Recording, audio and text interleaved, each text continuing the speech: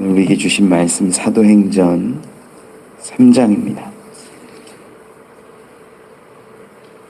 사도행전 3장 22절로 26절까지 보겠습니다. 사도행전 3장 22절로 26절 우리 한 절씩 교독하지요. 모세가 말하되 주 하나님이 너희를 위하여 너희 형제 가운데서 나 같은 선지자 하나를 세울 것이니 너희가 무엇이든지 그의 모든 말을 들을 것이라.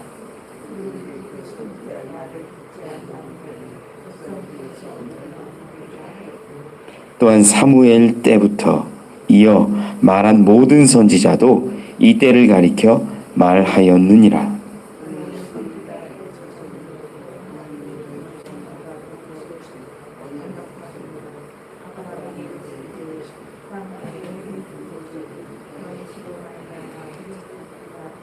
함께 읽지요. 하나님이 그 종을 세워 복 주시려고 너희에게 먼저 보내사 너희로 하여금 돌이켜 각각 그 악함을 버리게 하셨느니라. 아멘. 나면서부터 걷지 못했던 자가 걷게 되자 수많은 사람들이 동요하며 베드로와 요한을 잡고 솔로몬 행각에 모여서 이야기를 듣습니다. 베드로와 요한은 정말로 이 나면서부터 안전뱅이가 일어난 일들이 대수롭지 않다는 듯이 행동합니다. 이게 무슨 신기한 일이냐, 이것이 우리에게서 나온 힘과 능력이 아니다라는 이야기들을 하지요. 그러면서 예수 그리스도를 선포하고 가르치는 겁니다. 첫 번째 이야기했던 것이 아브라함의 하나님, 조상의 하나님으로부터 약속된 자 메시아 그리스도가 그분이다. 그런데 너희가 죽였지 않느냐? 너희가 무지하여서, 알지 못하여서, 말씀만 잘 알아도, 선지자의 기록만 잘 알아도 그리하지 않았을 것을 너희가 알지 못함으로 그렇게 했다. 이러한 이야기, 그리고 이제 회개하고 돌이켜서 믿으면 새로운 날이 주님 앞으로부터 이르고 또한 예수 그리스도의 그 재림의 날, 다시 오실 그날을 바라보게 된다라는 이야기로 우리 21절까지를 정리했었습니다. 오늘 말씀은요, 이러한 베드로가 조금 더 굳건하게 담대하게 말씀을 이어가는 장면이에요. 어떻게 이야기를 풀어가냐면 22절 23절에 보면 모세의 이야기를 가지고 시작한다라는 거죠. 모세가 말하되 주 하나님이 너희를 위하여 너희 형제 가운데서 나 같은 선지자 하나를 세울 것이니 너희가 무엇이든지 그의 모든 말을 들을 것이라. 이 이야기가 이제 창세기 가운데 신명기 가운데 기록되어 있는 말씀이에요. 신명기의 18장에 모세가 이제 마지막 유언적인 설교를 하면서 쭉 이야기를 하고 마지막에 나 같은 선지자 하나를 일으키시리라 이런 이야기를 하지요. 그리고 이 신명기 18장 18절 19절에 보면 이 이야기를 꼭 들어라, 듣지 않으면 멸망당하리라 라는 이야기를 합니다. 이걸 요약해서 이제 베드로가 정리한 내용이 22, 23절인 거죠. 23절에도 그래서 기록하기를 오늘 본문 누구든지 그 선지자의 말을 듣지 아니하는 자는 백성 중에서 멸망받으리라 하였고, 모세의 이야기를 끌어오고 있어요. 그 선지자, 우리가 이제 베드로 입장에서는 그리스도인 것을 알고 하나님의 아들이신 것을 아는데 이 선지자로 비유하는 것이 예수님을 좀 낮추는 거 아니냐라고 보이지만 이 선지자라고 표현된 기록된 단어가 히브리어로 보면 이 신명기에 기록되어 있는 것을 보면 나비라는 단어를 써요. 이게 나부에서 온 건데 말하다라는 거예요. 선포하다. 즉 예언하고 선포하고 가르치는 사람을 모세와 같은 선지자라고 이야기하는 거예요. 그러니까 선지자라고 해서 야 베드로가 좀 그리스도를, 하나님의 아들을 선지자급으로 이렇게 설명하는 거 아니냐? 아니, 그런 의미가 아니라 말씀을 선포하고 가르치고 할 수 있는 사람을 선지자 예언자라고 이야기한다라는 거죠. 그리고 이제 모세를 통하여서 이야기하면 저들 가운데 받아들여지는 분위기가 달라져요. 왜냐? 우리 모세 오경이라고 하는 것들이 유대인들의 신앙의 기본이 되기 때문에. 다른 거는 다 부인하고 안 된다 해도 모세 오경을 딱 들이대면은 여기에 기록되지 않았느냐라고 말하면 꿈뻑하는 거예요. 근본이 되고 기초가 되는 말씀들이기 때문에 이것이 틀릴 수가 없는 거예요. 그래서 모세의 이야기를 가져와서 모세가 그렇게 말하지 않았냐. 나 같은 선지자를 일으키신다, 세우신다. 그의 말을 들어라. 그렇지 않으면 오늘 본문 23절 끝에도 듣지 아니하는 자는 백성 중에서 멸망받으리라. 이 이야기를 선포하니까 사람들이 두려울 수밖에 없지요. 지금 정리를 해보면 그렇습니다. 이제 너희가 돌이키고 회개하여서 예수를 믿고 인정하면 하나님의 원래 뜻 가운데서 돌아오면 너희는 이제 구원의 날에 이를 것이고 예수 그리스도의 재림의 때를 기다리는 자로 그 날을 소망하는 자로 살아갈 터인데 그렇지 않다면 너희에게는 멸망이 있을 것이다 라고 말하는 거예요. 그리고 오늘 본문의 24절에는 이렇게 기록하지요.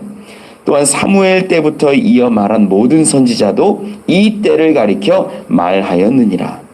여기서 사무엘도 이 때를 가리켜 말했다 기록합니다. 이 때가 우리 어떤 때인 줄 알고 있는데 퉁쳐서 이렇게 얘기하면 예수 그리스도의 때예요.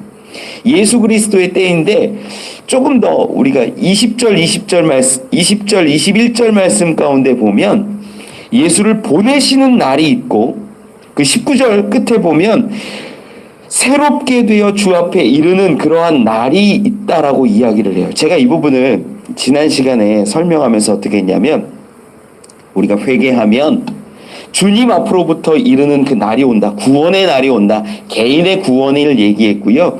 예수 그리스도가 임하시는 다시 오시는 재림의 때를 이야기를 했어요. 그래서 개인의 구원과 하나님 나라의 회복, 이 만물이 회복되는 그때를 이야기한다. 좀 시간은 넓지요. 개념적으로 보면 한 사람의 구원의 때와 재림의 때는 간격이 꽤 넓습니다. 우리가 이때라고 이야기하는 사무엘도 표현하는 오늘 본문 가운데 이때다 예수의 때라고 볼 수 있는데 이 예수의 때가 생각보다 길다라는 거예요. 여기 기록된 오늘 본문 가운데 24절에 말한 사무엘뿐만 아니라 이어서 말한 모든 선지자가 가르친 이 때는요, 의미가 실제적으로도 굉장히 넓은 때예요. 원어적으로 헬라어적으로도 보면 이 단어가 헤메라라는 단어를 쓰는데 지금이라는 의미가 아니에요. 야, 너희 왔지? 이제 지금 믿어야 돼. 지금 믿으면 예수의 때가 임하고 너희가 구원받고 예수님의 재림의 때가 임할 거야. 이렇게 말하는 게 아니라 이 때를 말했다라는 건 예수 그리스도의 때인데 꽤 넓은 의미를 지칭한다라는 거예요. 헤메라라는 단어가 새벽부터 낮까지 우리가 한 시점을 특정할 수 없는 그러한 때고요. 또 그 안에는 헤메라라는 단어 안에는 한 세대를 의미하기도 해요. 그러니까 좀 이게 여기에 이제 우리 한글 성경으로 번역할 때 이때라고 이야기를 했는데 이 세대 우리에게 우리가 살아가는 이 시점 전체를 의미하는 것으로 보는 게 어쩌면 더 매끄러운 번역이 될 수도 있다라는 거야. 모세뿐만 아니라 사무엘도 또 이어진 수많은 선지자들의 선포가 가르침이 이 때를 가르치는 것인데 바로 이제는 회개하고 돌이켜서 구원에 이르고 또 예수 그리스도가 이 땅 가운데 재림하는 그 날을 바라보는 그때 전체를 말한다라는 겁니다. 그러면 우리가 21절하고 연결해서 보면 예수님의 때가 좀 넓다라는 걸 우리가 먼저 생각을 하고 초림부터 내가 만나는 예수 그리스도 그리고 재림의 때까지 보면 꽤 넓은 의미잖아요. 21절 끝에 보면 이런 기록이 있지요. 만물을 회복하실 때까지 하늘이 마땅히 그를 받아들이라. 만물이 회복하는 그 시점이 되어야 예수님이 다시 오신다라는 의미예요. 그래서 구원은 초림부터 시작이 되었고 개인에게는 회개와 돌이킴으로부터 시작이 되며 마지막 온전한 구원이라는 것은 만물이 회복된다라는 건 예수님의 재림의 때를 의미한다라는 거예요. 이 때가 전체가 예수 그리스도의 때인 거예요. 그래서 예수님의 재림의 때를 기다리는데 만물이 회복될 때가 언제냐? 요거를 한 개만 좀 짚고 가면 좋겠는데 이 부분도 논란이 많죠. 왜냐하면 성경 가운데 만물의 회복이 뭡니까?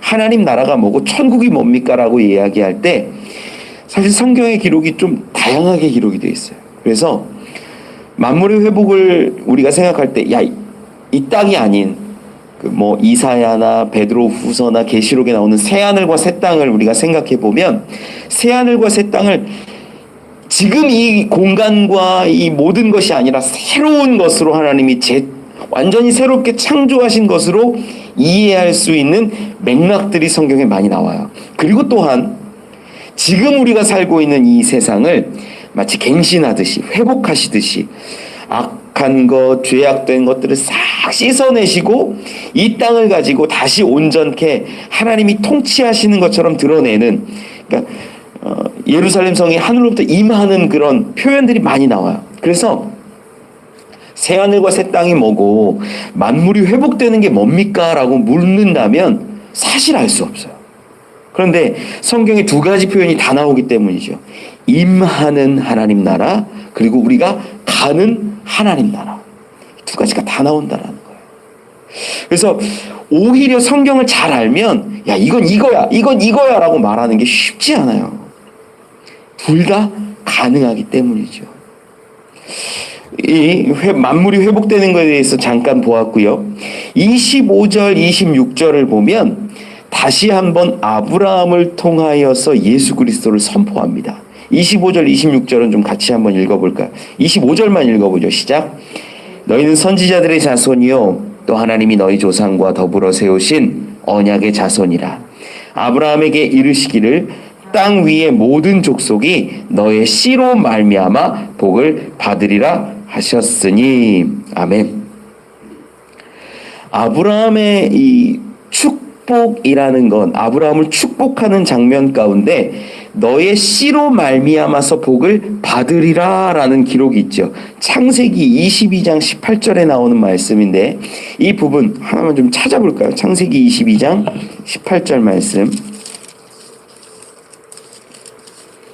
같이 한번 읽어볼까요? 22장 18절 시작. 또 내 씨로 말미암아 천하 만민이 복을 받으리니 이는 내가 나의 말을 준행하였음이라 하셨다 하니라. 아멘.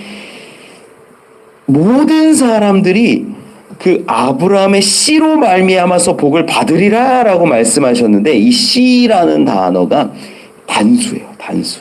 그래서 이 부분을 나중에 갈라디아서에 가보면 분명하게 해석하고 있거든요. 갈라디아서도 한번 좀 찾아보면 좋을 것 같아요. 갈라디아서 3장 16절이죠. 갈라디아서 3장 16절 같이 한번 읽어보죠. 시작.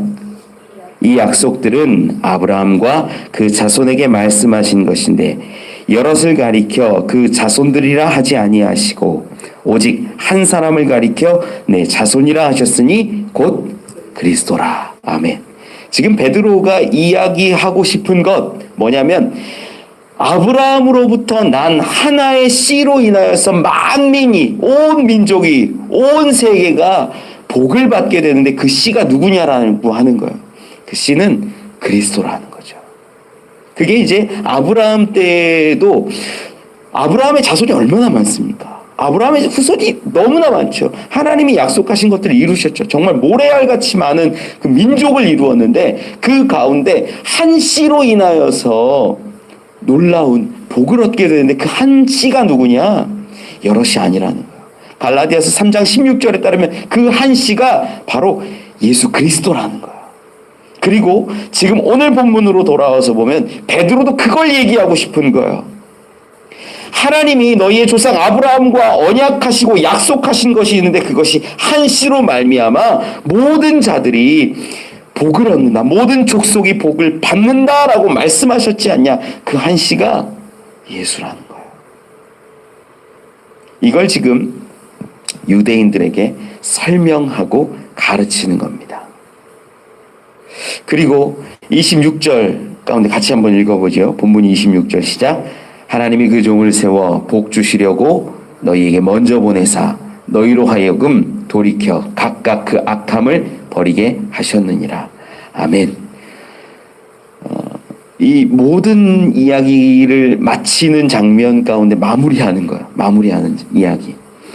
지금 우리가 쭉 살펴보면 예수를 증거하는 이야기들을 계속합니다.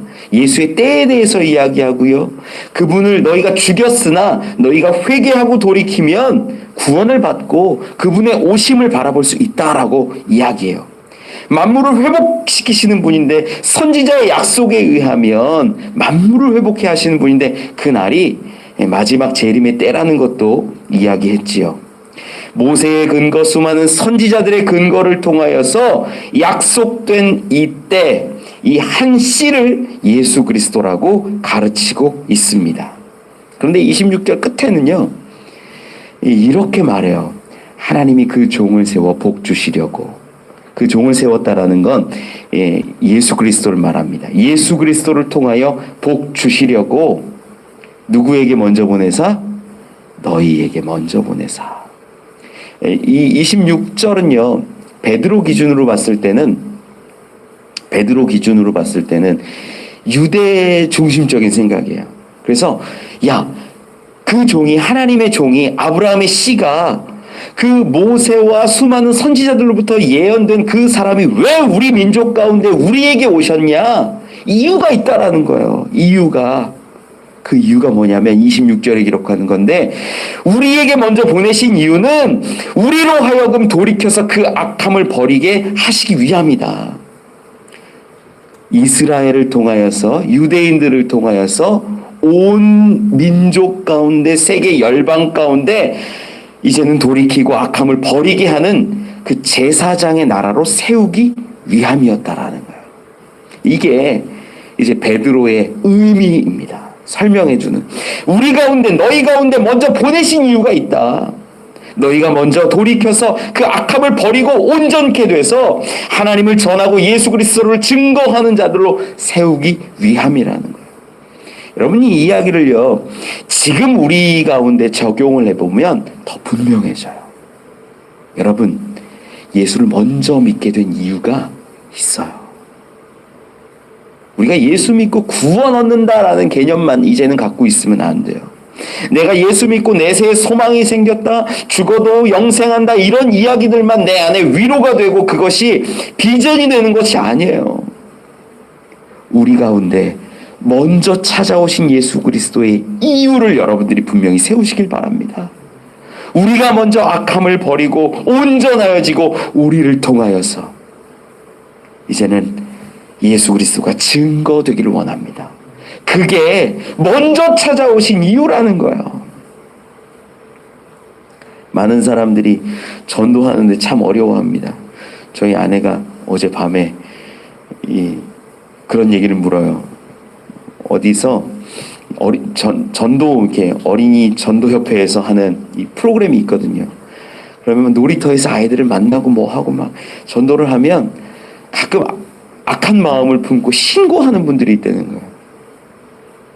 아이들을 막 이렇게 어떻게 한다. 그래서 경찰들도 오고 경찰들도 굉장히 악하게 굴고 뭐 이럴 때가 있다라는 거예요. 왜 이렇게 하냐고 뭐 빨리 가라고 이런 식으로 하겠죠.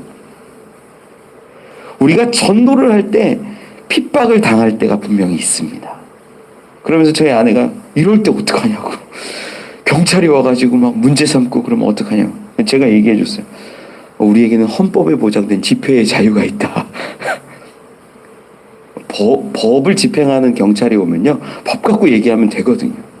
아무 문제 안 돼요. 실제로 전도하는 거요 세상의 시선이 차갑게 느껴지고 멸시하는 것 같고 조롱하는 것 같이 느껴지는 게 어쩌면 당연합니다.